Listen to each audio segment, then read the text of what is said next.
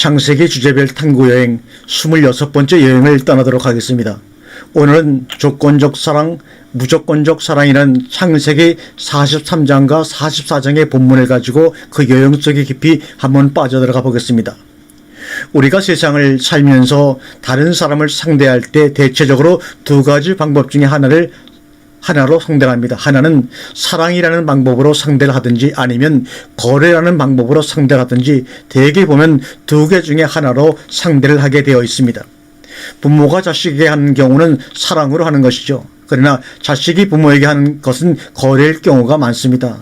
부모가 자식에게는 흐름이라는 것이 있기 때문에 부모가 자식에게 물이 위에서 아래로 흐르는 것처럼 흐를 수밖에 없는 것이 사랑입니다.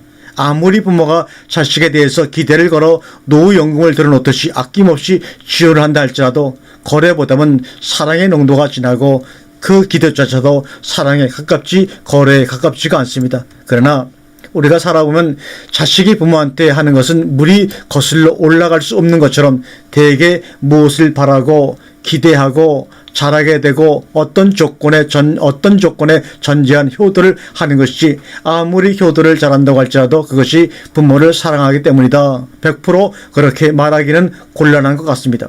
그래서 사실상 동양의 도덕에 사랑이라는 것이 있느냐, 진정한 사랑이 있느냐, 만약에 진정한 사랑이 있다면 도덕 윤리 규범이 따로 필요가 없을 것입니다.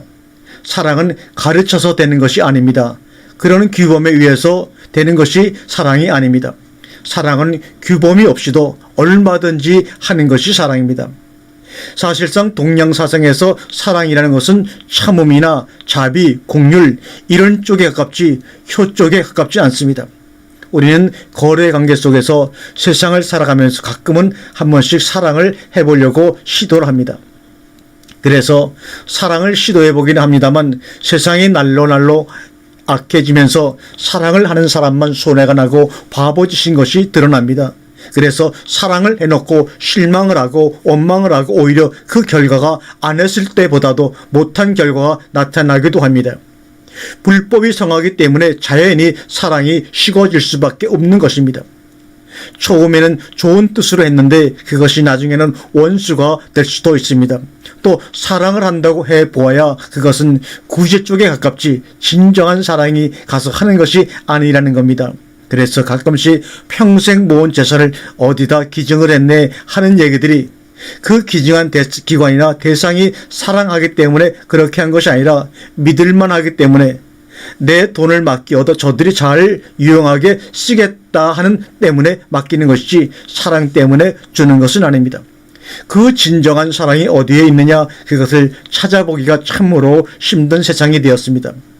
우리는 오늘 창세기 43장과 44장을 봅니다만 지금 요셉과 형들 사이에 서로 줄달리기를 하는 이 과정을 보면서 형들은 순전히 요셉을 거래적인 관계에서 상대를 합니다. 돈을 자루에 넣었다는 것도 일종의 실수로 보는 것입니다. 아우를 데려와라 하는 이런 말에도 그것을 사랑으로 보지 않고 거래 조건으로 보는 겁니다. 우리가 이런 예를 통해서 요셉을 하나님의 사랑의 대행자, 하나님의 사랑의 사도 이렇게 본다면 그의 형들은 하나님의 백성, 하나님의 자녀 이렇게 볼 수가 있습니다. 지금 그런 모습으로 사건을 기록해 가고 있는 것입니다. 우리가 하나님과의 관계를 갖는 데 있어서 아무래도 우리 속에는 항상 거래 조건을 가지고 있습니다. 그렇기 때문에 껄떡하면 기도 이야기가 나옵니다. 우리가 아직도 이런 생각을 가지고 있습니다. 이거 기도해야 될 문제 아닌가? 기도라고 하는 것이 무엇이냐는 겁니다. 거래 조건을 내걸어야 되겠다, 제시해야 되겠다 그런 뜻이라는 겁니다. 참 기도라는 것이 갈수록 못마땅합니다. 그런데 일반 사람들은 기도한다는 것을 굉장히 대단한 것처럼 강조를 하고 권장을 하고 오히려 기도를 반대하는 사람들을 이상한 사람으로 봅니다. 왜 교회를 반대하고 왜 기도하는 것을 반대하느냐? 부모와 자식을 한번 보세요. 부모와 자식 간에 기독교인들이 새벽마다 가서 아우성 치면서 소리를 지르면서 기도하는 그런 식으로 날마다 산다고 생각을 해보세요. 얼마나 피곤하겠습니까? 한 소리 또 하고 한 소리 또 하고 이게 이성적이 되지를 못합니다. 이건 미친 사람 아닙니까? 가정에서 만약에 부모와 자식 간에 이런 일이 벌어진다면 그건 미친 자식이라는 소리 안 하겠느냐는 겁니다. 기도가 이루어졌느냐 이루어지지 않았느냐, 기도를 얼마나 하느냐 안 하느냐, 이것이 사랑의 척도가 어느 순간 돼버리고 말았습니다. 지금 요셉의 마음은 어떻게 하면 아버지를 비롯해서 모든 형제간들이 다 애굽으로 내와서 이 기근을 이기고 편안히 여생을 잘 살 수 있을까? 그 요셉 뒤에 하나님은 400년 넘게 애굽 땅에 살면서 소위 몇백 년 만에 이스라엘이라는 민족이 생겨나는, 그 민족을 양육하는 그 강대한 국가를 이루는 그런 원대한 포부가 있다는 겁니다. 그러니까 우리가 하나님의 사랑을 생각할 때 지금 무슨 과자 조각을 주는 것처럼 그렇게 소화적인 생각으로 하나님의 사랑을 이해하면 안 된다는 겁니다. 지금의 상황이 어떻든지 간에 하나님의 사랑 속에는 현재 현안도 문제지만 뒤에 원대한 하나님의 계획이 있어서 그 계획대로 끌어가시기 위해서 엄청난 사랑으로 우리를 상대하고 계신다는 사실을 명심하시기 바랍니다. 꼭 우리가 어떤 기도를 하지 않아도, 우리가 바라지 않아도 우리가 하나님의 사랑권 안에 들어있는 대상이라면 우리는 반드시 그리로 갈 수밖에 없고 그분의 뜻대로 되어질 수밖에 없다는 겁니다. 그러니까 사실상 기도라는 것이 별로 필요가 없는 겁니다. 왜? 하나님의 뜻과 계획이 어떤 것인지 우리는 다 알 수 없기 때문에 그렇습니다. 그래서 주님이 기도를 가르쳐 주신 것은 이런 것들이 하나님의 뜻이고, 이 뜻이 이루어지기를 너희가 기도한다면 이렇게 기도하라고 우리에게 주의 기도를 주신 것입니다. 그러니까 기도를 잘못하면 오히려 하나님과 싸우게 되는 경우도 있습니다. 대개가 다 그렇습니다. 하나님의 뜻대로라면, 그것을 믿는다면 기도가 필요 없단 말이죠. 잘 이해하시고 오해가 없기를 바랍니다. 요셉이 기도해서 총리가 되었느냐 하는 겁니다. 총리가 될 생각이 있었고 감히 언간생심이라고 그래서 총리가 되었고, 내가 반드시 총리가 되어서 아버지를 비롯해서 우리 형들을 식구들 다 끌어내리겠다는 생각으로 감옥에서 기도했느냐 하는 겁니다. 했습니까? 우리가 꼭 알아야 될 것은 하나님의 사랑은 기도 앞에 선행한다는 겁니다. 기도가 선행하는 것이 아니라 하나님의 사랑이 기도 앞에 선행한다는 것을 명심하시기 바랍니다. 그렇기 때문에 기도라는 것이 꼭 뒤따라갈 필요가 없는 겁니다. 그래서 지금은 기도 헝금헝금하지만 옛날에는 제사가 최고였지 않습니까? 사무엘이 말한 대로 순종이 제사보다 낫다. 그냥 하나님의 뜻대로, 하나님의 이루시고자 하는 대로 그냥 따라가는 것 자체가 제사보다 훨씬 낫다는 겁니다. 듣는 것이 수양의 기름보다 낫다고 얘기를 합니다. 제가 60평생 세상을 살아보니까 하나님의 사랑에는 반드시 비전이 주어집니다. 설령 그 비전이 현실적으로 이루어지지 않고 다음 때 이루어진다든지 몇십 년 후에 이루어진다 할지라도 하나님께서는 그때그때 상황에 따라서 어떤 비전을 꼭 주십니다. 그럼 그런 비전이라는 것이 무엇이냐면 우리를 그쪽으로 이끌고 가기 위한 하나의 방법론이라는 얘기입니다. 꿈을 가지라는 것입니다. 그래서 사랑이라는 것은 앞의 것이지 뒤의 것이 아닙니다. 언제든지 사랑은 앞에서 우리를 인도하고 우리에게 비전을 주어서 힘과 용기를 갖게 하고 앞으로 전진하게 하고, 그래서 모든 하나님이 지으신 생물들이 앞으로 가게 되어 있지 뒤로 가도록 그렇게 구조가 되어 있지 않습니다. 지금 이야기 전개 중에 보면 요셉은 형들에게서 그 집안에 대해서 잘 알고 있고, 형들은 그런 요셉이 총리가 되었으리라고는 꿈에도 생각하지 않습니다. 우리가 이 사실을 분명히 알아야 됩니다. 우리가 하나님을 안다 하지만 그건 관념적으로 아는 것이지 현실적으로 아는 것이 아니지 않습니까? 지금 우리 하나님이 어떠실까? 그냥 관념적 하나님만 있는 겁니다. 그러나 하나님께서는 우리 현재를 너무나 잘 아신다는 겁니다. 그럼에도 불구하고 요셉은 모른 척하고 어쨌든 자기를 믿고 자기 말대로 하도록, 그래서 가급적이면 형제들 다 확인해 보고 싶은 것입니다. 다 모아놓고 그 자리에서 만장일치로, 왜냐하면 아들들이 합의하고 결정하면 아버지는 따르게 되어 있으니까 그렇습니다. 그러기 위해서 마지막 베냐민까지 한자리에서 모아놓고 자기를 밝히고 자기 계획을 말하고 싶었던 것입니다. 이때 요셉의 심정이 어땠을까요? 지금 단순히 형들을 기근을 면하기 위한 양식을 사러 온 것입니다. 양식을 사가면 끝나버리는 것입니다. 우리가 항상 하나님 앞에서 문제가 무엇인가 하면 지금 당장의 현안만 해결하면 금방 관념적 하나님으로 다시 돌아가 버린다는 것이 문제입니다. 지금 요셉과 형들 사이에 줄다리라는 것이 보세요. 뭐 돈 주고 가서 양식을 사오면 되었지 뭐 누구를 데려오라 마라 귀찮게 왜 그러느냐. 그런데도 이 사람들은 양식을 사야 되는 겁니다. 그러니까 요셉이 요청한 대로 요구한 대로 조건을 들어줄 수밖에 없는 겁니다. 우리가 하나님의 관계에서도 꼭 우리들에게 하나님을 찾을 수밖에 없는 조건들이 생깁니다. 그것은 바로 고난이 아니라 하나님의 인도요 축복인 것을 아시고 감사하시기 바랍니다.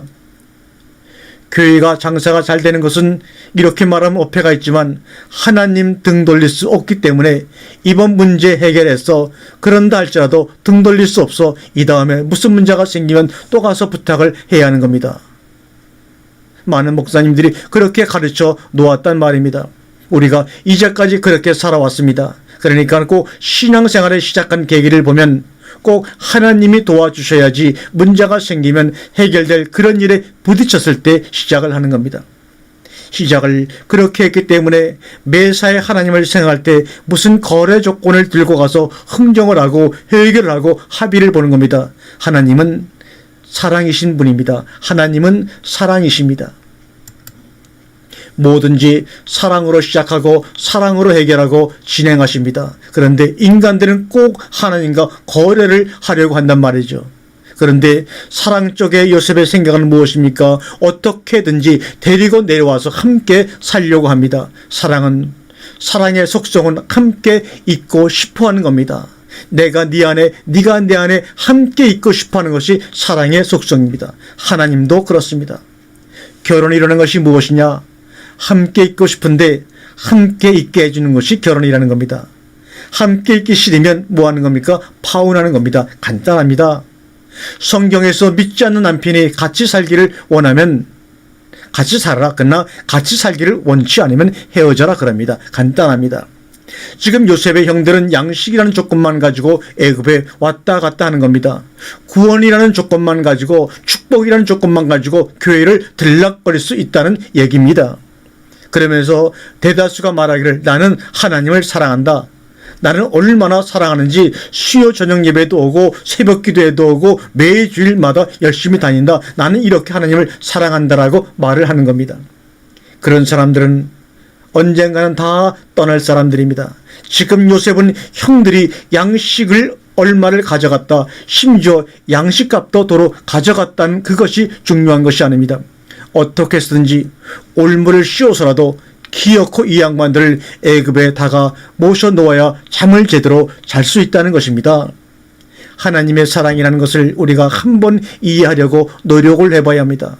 우리는 그동안에 너무나 이 잘못된 교회 문화 때문에 순전히 거래식 신앙생활을 해온 겁니다. 내 집에서 내 양식 먹고 살고 교회에다가 현금 내고 내가 할 의무 다하고 그리고 내가 하나님께 기도해서 내가 당당히 원하는 것 받아내고 그러면 되는 것이다 그겁니다. 현대 사람들의 신앙의 모습들이 말입니다. 과연 그럴까요? 너무나 잘못된 모습입니다. 그런데 교회도 그것을 권장하고 원하고 그렇게 하라고 가르치고 있으니 이 얼마나 잘못된 모습입니까? 형들은 애굽에 가서 양식만 사오고 살기는 가난해서 그냥 사는 것입니다. 그러나 요셉은 양식이 있건 없건 애굽으로 와야 합니다. 바로 그 차이입니다. 그런데 기근 문제가 해결되고 나면 그냥 가나안에 주저앉아 있어버리지 안 내려옵니다. 그러니까 이번 기회에 키워코 끌어내리겠다는 겁니다. 아니 나중에 천국 가서나 살지 뭐 아닙니다. 이 세상 내 집에서도 출퇴근하면 천국에 가서도 내 집에서 출퇴근하려고 하지 같이 살려고 안 합니다. 의식 구조 자체가 그렇게 안 됩니다. 주님도 말씀을 전하는데 어머니하고 형들이 찾아와서 밖에서 예수야 나 좀 보자 정갈이 왔습니다. 볼 일을 보러 왔다 이겁니다. 딱 거부한 겁니다. 내 형제 자매 모친이 누구냐? 말씀 안에서 함께 있는 사람들이 내 형제요 모친이라고 주님은 냉정한 것 같지만 그렇게 말씀을 하십니다. 이렇게 말하면 알아요? 잘합니다. 잘 아는데 형편 이래서 저래서 안 되는 것이지 알기는 잘합니다. 그런데 문제는 그게 사랑이냐는 물음에 대해서 담대히 대답을 못합니다. 하나님은 사랑이십니다. 그렇기 때문에 하나님은 사랑할 줄밖에 모르는 겁니다. 진노도 질투도 사랑의 한 표현 방법일 뿐이지 사랑하고 다른 것이 아닙니다. 하늘들 안에 계신 우리 아버지여, 당신의 이름이 거룩히 여김을 받으시오며 당신의 나라가 임하시오며 당신의 뜻이 이루어지이다. 당신의 뜻이 뭐냐는 겁니다.